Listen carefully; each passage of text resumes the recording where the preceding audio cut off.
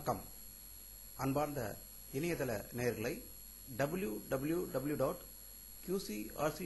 என்ற இணையதளத்திற்காக நியூஸ் தமிழ் செய்தி அறிக்கையில் உங்களை சந்திப்பதில் பெருமகிழ்ச்சி அடைகிறோம். இன்று 25 நவம்பர் 2008க்கான முக்கிய செய்திகளை தற்போது பார்க்கலாம். இலங்கை தமிழர் படுகொலை கண்டித்து உடனடியாக போர் நிறுத்தம் செய்ய மத்திய மாநில அரசுகளை வலியுறுத்தி தமிழகம் முழுவதும் இன்று போராட்டங்கள் நடத்தப்பட்டன.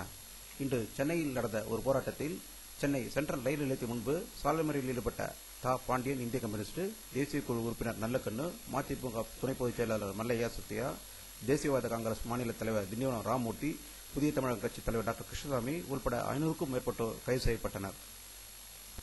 அதிமுக பொதுச் செயலாளர் செல்வி ஜெயலலிதா அவர்கள் இன்று வெளியிட்டுள்ள ஒரு அறிக்கையில் ஸ்பெக்ட்ரம் முறைகேட்டில் மத்திய அமைச்சர் திரு ராசா அவர்கள் பதவி விலக வேண்டும் என்று ஒரு அறிக்கை வெளியிட்டிருக்கிறார். இதில் அவர் கூறியிருப்பதாவது: ராசா சமூக ரீதியாக ஒடுக்கப்பட்ட சமூகத்தை சேர்ந்தவர் என்றும் அவரை மேல்ஜாதியினர் திட்டமிட்டு கூட்டுச்சதி செய்கிறார்கள் என்று தமிழக முதல்வர் திரு கருணாநிதி கூறியிருந்தார். இதற்கு பதிலளித்த அதிமுக செயலாளர் செல்வி ஜெயலலிதா, தன்னுடைய குடும்பத்தினர் சுயலாபத்துக்காக அவர்களை பாதுகாப்பதற்காக இது போன்ற குற்றங்களுக்கு சாதி சாயம் பூசுவது வெட்கப்பட வேண்டிய விஷயம் என்று கூறியிருக்கிறார். இலங்கையில் போர் நிறுத்தம் கொண்டுவர கோரி வலியுறுத்தி முதல்வர் கருணாநிதி தலைமையில் அனைத்து கட்சியினரும் பிரதமர் மன்மோகன் சிங்கை டிசம்பர் 4ஆம் தேதியன்று சந்திப்பது என முடிவு செய்யப்பட்டுள்ளது. இத்தகவலை சென்னை ஜார்ஜ் கோட்டையிலிருந்து வரும் செய்திகள் தெரிவிக்கும். அனைத்து கட்சிகள் கூட்டத்தை கூட்டியது பற்றி அரசியல் வல்லுநர்களிடம் கருத்து கேட்டபோது அவர்கள் கூறியது, டெல்லிக்கு செல்ல இருப்பது இலங்கை தமிழர் பிரச்சினைக்கா அல்லது ஸ்பெக்ட்ரம் பிரச்சினையை சரி செய்வதற்கா என்று கேள்வி வினாவியுள்ளார்கள்.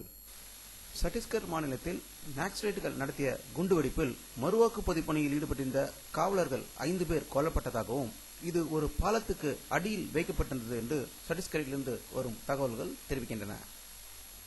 பல்வேறு மாநிலங்களில் நடைபெறும் வருகின்ற சட்டப்பேரவை தேர்தல் வருகின்ற டிசம்பர் மாதம் 24ஆம் தேதியுடன் முடிவடையுள்ள நிலையில் அதன் பிறகு பெட்ரோலியம் மற்றும் டீசல் உள்ளிட்ட பெட்ரோலிய பொருட்களின் விலை குறைக்கப்படும் என்று பெட்ரோலியத்துறை அமைச்சர் முரளிதரா தெரிவித்துள்ளார். இந்தியாவில் மேலும் பல மின் உற்பத்திக்கான அணு உலைகளை கட்ட நாங்கள் தயாராக இருக்கிறோம் என்று ரஷ்ய மந்திரி இன்று டெல்லியில் செய்தியாளர்களிடம் செய்தி தெரிவித்திருக்கிறார். மத்திய தொலைத்தொடர்பு அமைச்சர் திரு ராஜா அவர்கள் டெல்லியில் ஆனுவல் எக்கனாமிக் எடிட்டர்ஸ் என்ற ஒரு மாநாட்டில் சிறப்புரை ஆற்றினார். அடுத்த ஆண்டு இந்தியாவில் நடக்கவுள்ள 15வது பாராளுமன்ற தேர்தலுக்கு கட்சிகள் எப்படி தங்களை தயார்படுத்திக் கொண்டிருக்கின்றனர், அவர்கள் எப்படி அடித்தளம் அமைக்கிறார்கள் என்ற ஒரு சிறப்பு பார்வையை இப்பொழுது பார்க்கலாம். 15வது பாராளுமன்ற தேர்தலில் முதலில் பாரதிய ஜனதா கட்சியின் பிரதம வேட்பாளராக அறிவிக்கப்பட்டுள்ள திரு எல்.கே. அத்வானி அவர்கள் இணையதளம் மூலமும் செல்போன் மூலமாகவும் இந்தியாவில் உள்ள ஒவ்வொருவரையும் தொடர்பு கொண்டு பேசிக் கொண்டிருக்கிறார். இதில் எங்களுக்கு வந்த செய்திப்படி 1600 நாட்கள் தூங்கிக் கொண்டிருந்த திரு மன்மோகன் சிங் அரசு திடீரென்று விழித்துக் கொண்டது போல் தீவிரவாதத்தை ஒடுக்க ஒவ்வொரு மாநிலமும் தனிப்படை அமைக்க வேண்டும் என்று கூறியிருப்பது ஒரு கேலிக்கூத்தான விஷயம் என்று எங்களுக்கு செய்தி அனுப்பியிருக்கிறார். வருகின்ற 15வது பாராளுமன்ற தேர்தலுக்கு 2வது கட்சி தன்னை தயார்படுத்திக் கொண்டிருக்கிறது. அந்த கட்சி பகுஜன் சமாஜ் கட்சியாகும். தமிழ்நாட்டில் உள்ள ஒரு எம்எல்ஏவை இழுத்த அந்த கட்சி இன்று ஒரு IAS பெண் அதிகாரியை இழுத்திருக்கிறது. சிவசாமி IAS அவர்கள் தன்னுடைய பதவியை ராஜினாமா செய்துவிட்டு பகுஜன் சமாஜ் கட்சியில் சேர்ந்துள்ளார். அவர் நிருபர்களிடம் கூறியபோது, பாராளுமன்ற தேர்தலில் பகுஜன் சமாஜ் கட்சிக்காக நான் பாடுபடுவேன் என்று அறிக்கை விடுத்திருக்கிறார். அகில இந்திய பொதுச் செயலாளர் ராகுல் காந்தி அவர்களும் 15வது பாராளுமன்ற தேர்தலுக்கான அடித்தளங்களை அமைத்துக் கொண்டிருக்கிறார். அவர் பல இடங்களுக்கு சென்று தன்னுடைய பிரச்சாரத்தை விரிவுபடுத்திக் கொண்டிருக்கிறார். அவரிடம் பஞ்சாபில் நிருபர்களிடம் பேசிய போது, உங்களை எதிர்க்கட்சியினர் சின்ன தம்பி என்று கூறுகிறார்களே என்று கூறியதற்கு, இந்தியாவில் 70 கோடி மக்கள் சின்ன தம்பிகளாக தான் நிறைய பேர் இருக்கிறார்கள் என்று நிருபர்களிடம் கூறி அனைவரையும் சிரிக்க வைத்தார். ஏடன் வளைகுடா பகுதியின் வழியாக பயணித்துக் கொண்டிருந்த ஏமன் நாட்டுக்கு சொந்தமான சரக்கு கப்பலை சொமாலிய கடற்படைகள் இன்று கடத்தியதாக ஏமன் நாட்டிலிருந்து வரும் தகவல்கள் தெரிவிக்கின்றன. பல தலைமுறைகளாக காணாத சிரத்திரமற்ற ஒரு பொருளாதார நிலையை உலகம் எதிர்கொள்வதாக பிரிட்டன் நிதியமைச்சர் ஆஸ்லா டார்லிங் கூறியுள்ளார்.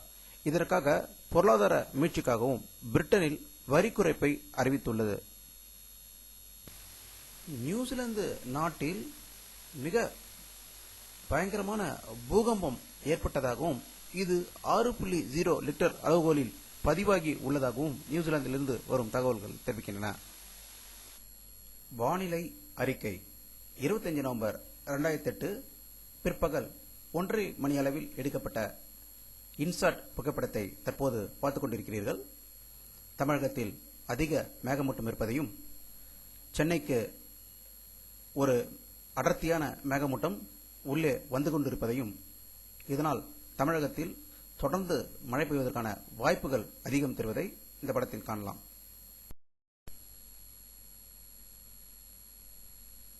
இத்துடன் இந்த செய்தி அறிக்கை நிறைவடைகிறது. மீண்டும் நியூஸ் தமிழ் செய்தி அறிக்கையில் உங்களை சந்திக்கும் வரை உங்களிடமிருந்து விடைபெறுவது உங்கள் கே பாலாஜி. நன்றி.